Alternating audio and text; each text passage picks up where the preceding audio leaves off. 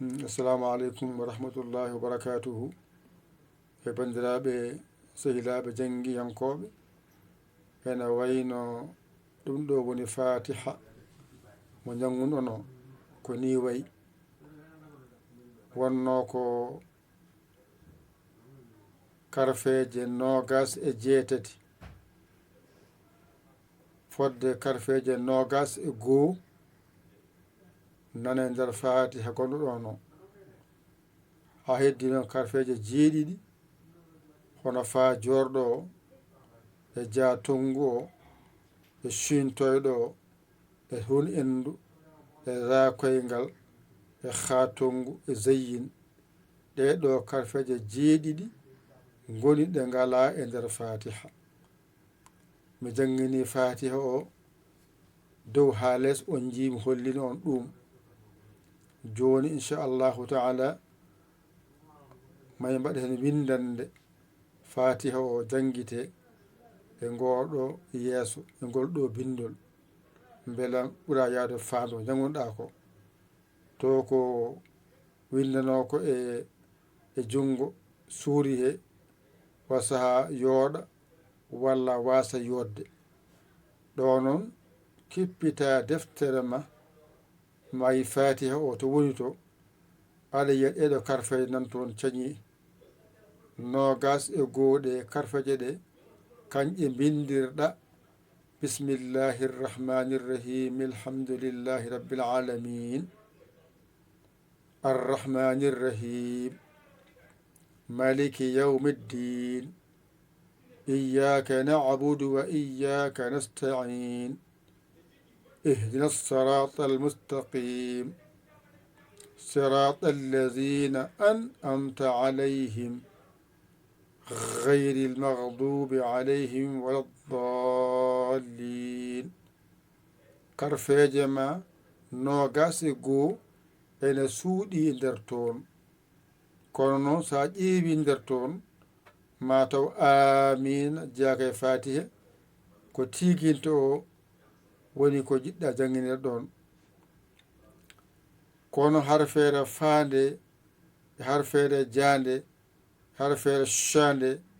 harfeere thande harfeere ra e kha e za ɗum ɗo ala toon e nder fatiha ɗum ɗo tan tongata ganda jangde ma codol yaawi ko jangunɗa karfeje ko koɗe nogas e jeetati karfeje nogas e goo naatti e nder fatiha karfeje ɗe ngala toon ɗe waɗama ɗo ɓallimama ndeke noon nde jangunoɗa naasi nde a jangi toon qul a'udhu rabbin nasi e malikin nasi min sharri ay ko ɗon dañƴa shintoyɗo min sharril waswasil khannasi ay khaawo ɗon dañƴamo allazi yuwaswisu fi sudurin nasi ay minal jinnati ɗon keɓɗa jaawo ndeke naasi wallima ƴettanima hen shintoyɗo o e khatungu o e jatongu o heddine foti nayi falaqi mo janguɗa o ko hen keɓɗa faa qul a'udhu rabbil falaq ay fanon ɗon min sharri ma khalaq wa min sharri ghasiqin idha waqab wa min sharri naffathati ay ko ɗon keɓɗa hunen ɗo wadde falaqi o ɗiɗi gon toon ko faa e saa o heddo za koyngal e zayyin heɓoyto ko alam nashrah ɗo woni to mbiyata allazi an qada zaharak ay ɗon keɓata zakoyngal wisraka ɗo keɓata zayyino walla to alheykum ta zurto ani toon kadi ma heɓi toon zayyino kono noon ko hatan paama ko jangete e alkule limtongo ko hen tan ko jangete ko yaltata wata haqqille ma wona ɗon faama ɗum no moƴƴi mbasa jiiɓade inchallahu taala tawde o waɗi on ɗakko seeɗa e bindi ɗiya hankkadi kadi mi artoya e faati he kadi ɓuuran yawde famde ko mbaɗanmi ko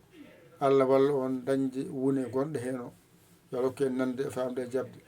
ko musidɗo mon giɗo mo saabu Allah Yaya l'école Sénégal an noon jiɗɗo janngude o bisimilla maɗa a yamirama